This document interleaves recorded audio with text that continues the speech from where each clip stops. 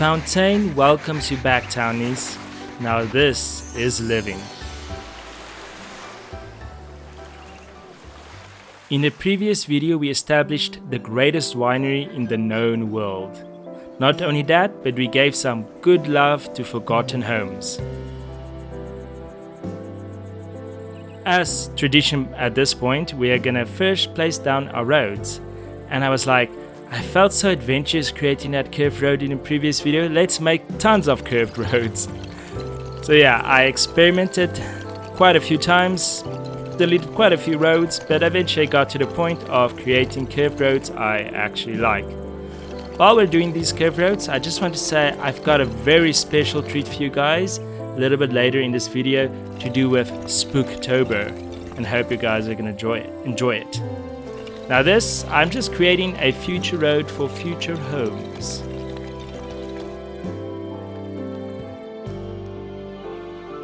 This road up here is gonna be a road to our new farms, specifically our wheat and corn farms, because I really want to get up that bakery, that windmill, because that's literally a part of our city's entire aesthetics and sigil, symbol, whatever you want to call it.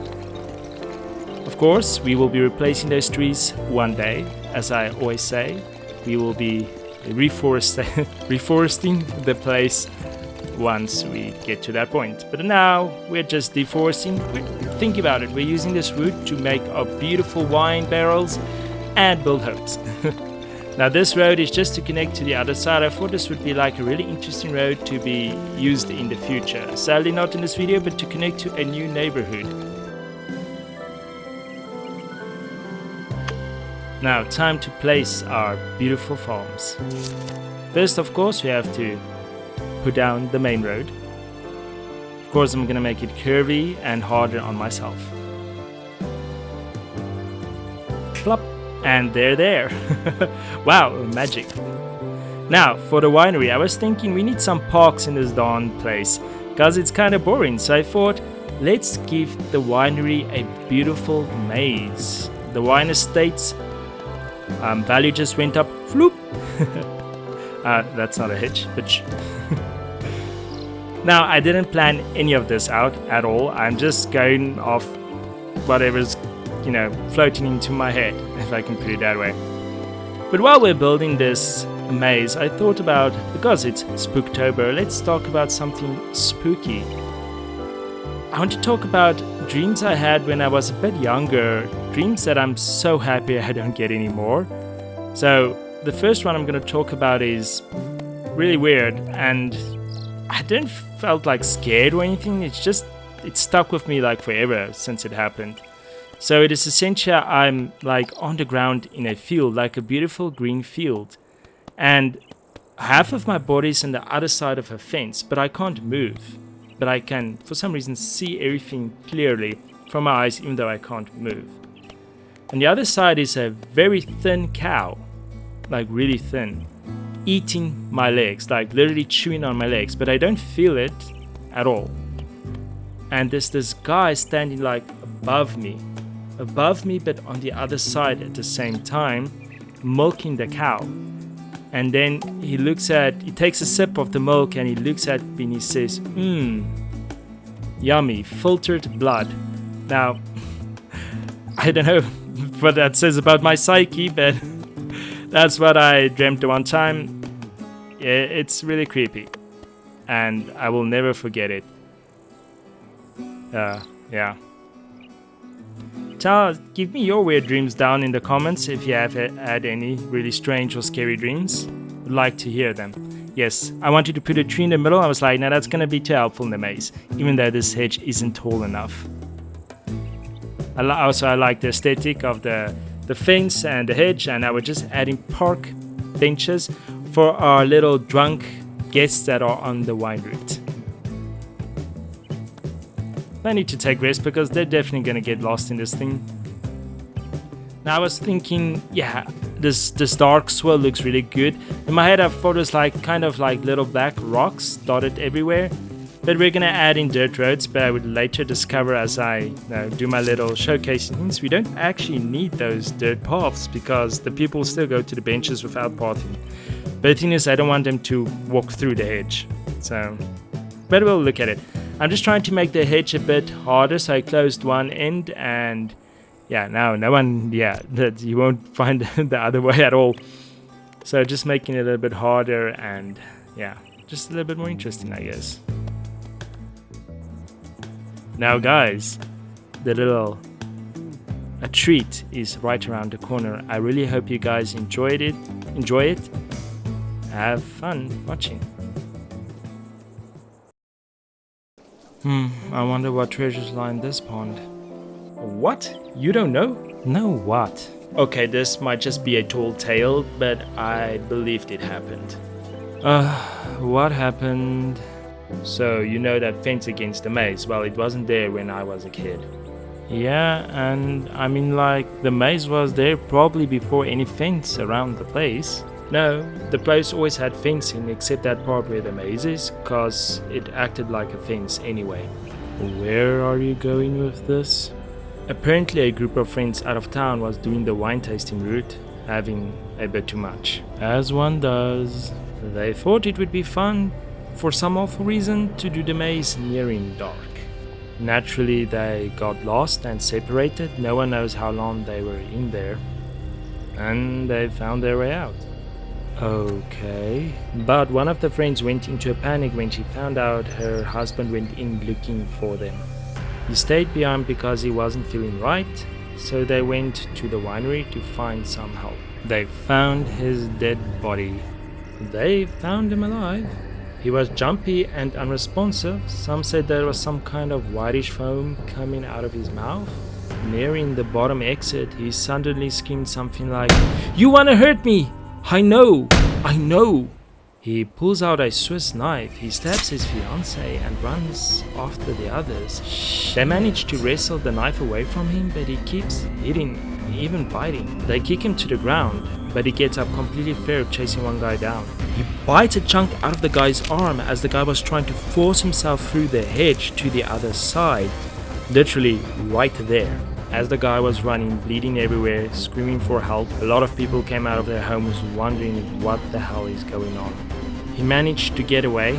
The crazy guy, covered in blood and foaming, changed target to someone near the pond benches, sadly. He jumped on them as they went down into the pond. This person hit their head against the rocks and drowned. People were screaming, "He has someone in the pond." They shot him in the back when he wouldn't stop hitting the person. He flew forward, just floating in the middle of this pond. 3 people died that night. That's absolutely mad shit. What made you believe all this crap? The thing is, I vaguely remember as a kid being scared awake by screaming and what I think is the shot. The next day there was a lot of police. We weren't allowed to go play by the pond for something like a week, I think. And that fence was just there. I couldn't remember it before that. The fence is kind of what's making these memories resurface again. What I know for sure is something really bad did happen that night in Fontaine. And the older people, they just don't want to talk about it. I don't know why. I just wanted to scare you because it's a legend, or so I thought anyway, because it's kind of like talking about this made some memories, feelings and stuff resurface again, and it's kind of making me scared, you know. I feel weird and strange. Honestly, what if something did really happen? You know, sometimes legends have truth to them.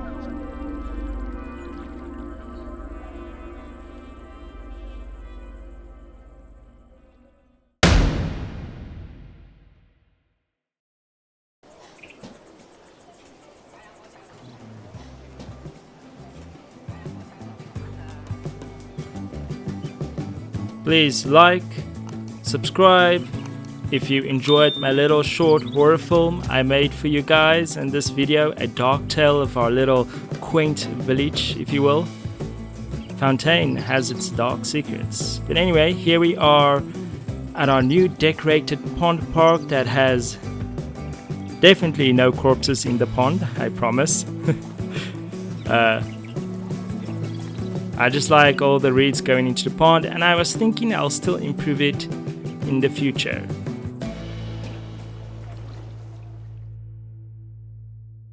Now our townies have a very fun place, but I've decided these farms aren't working for me. They don't look beautiful, I hate them, I want them gone, let's move them somewhere else. I've decided this area would be perfect, and that all the residential should be towards the lake, and all the farms should be away from the lake. I think that will be a cool aesthetic. Now more deforestation. Yeah, like I said, I promise I'll add all the trees in eventually, don't worry. So let's get the main road down for our little farm estate, and this is gonna be the wheat farm specifically. Decided on these little squares of wheat patches. Wheat square patches? Yeah, something like that. I just want to get that windmill up because that's literally like a part of our town's entire aesthetic. We have it on our coat of arms or symbol, town sigil, but we have no windmill.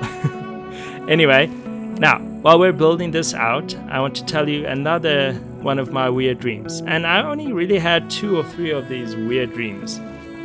This one was not that bad, but still bad. So I was just in my room, and all of a sudden a loud noise happened, and a moose, a literal moose, smashed, bulldozed through the wall and started eating our cats. Like literally chewing on the cats, and I was like, what the hell is going on? People came to look, but they didn't have anything to say, and I just woke up from that. Really strange. Anyway, our wheat fields are looking absolutely gorgeous. Now to do the upgrades. Like I said, we're going to do the upgrades in the previous video. We're going to do it opposite so that we don't have that Z-fine and some unique looking residential blocks.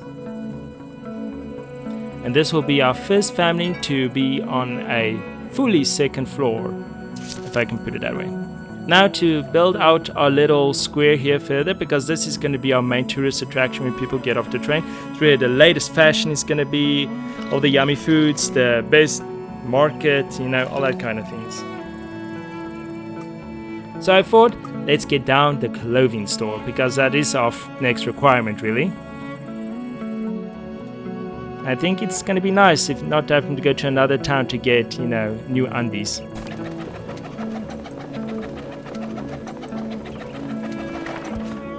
And she is built and is absolutely gorgeous, and I love the stairs up.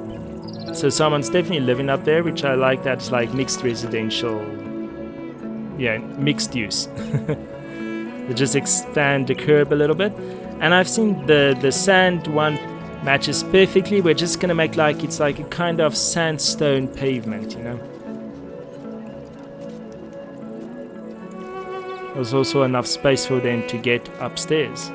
Fantastic. Now to give some lighting to decorate our little building. I was trying to think of a word and I just completely blanked out. We're just gonna have to make sure it's lit up well so that they can see exactly what kind of beautiful products we have, and also to make sure we don't get a lawsuit against us when someone tumbles down the stairs because they couldn't see anything.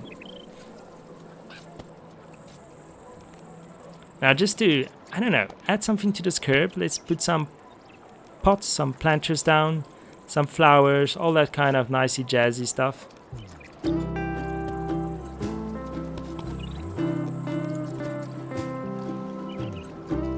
For some reason I couldn't place something underneath this window, so we just decided on the little floating pots, but of course.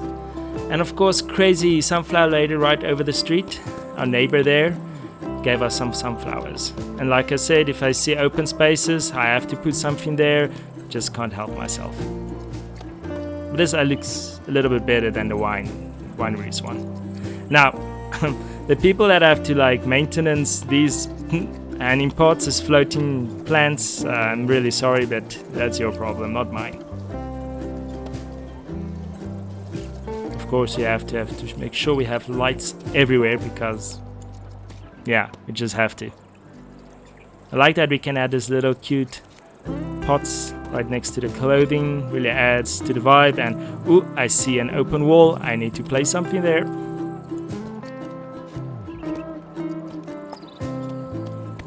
And I think she's almost complete.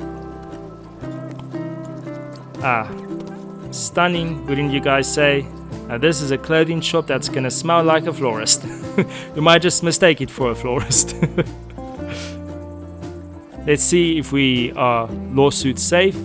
Yeah, that's right. You might actually lose your retinas and we will still get a lawsuit. But at least you won't tumble down the stairs and break something.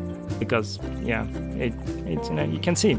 I'm just gonna put the clothing colors at random because I like our people having random colors. And let's get our first employees in and see all the happy peeps. I just want to say thank you for watching, and I really hope you liked my little video. Please like, subscribe, and comment down below what you think about our little village and how it's developing.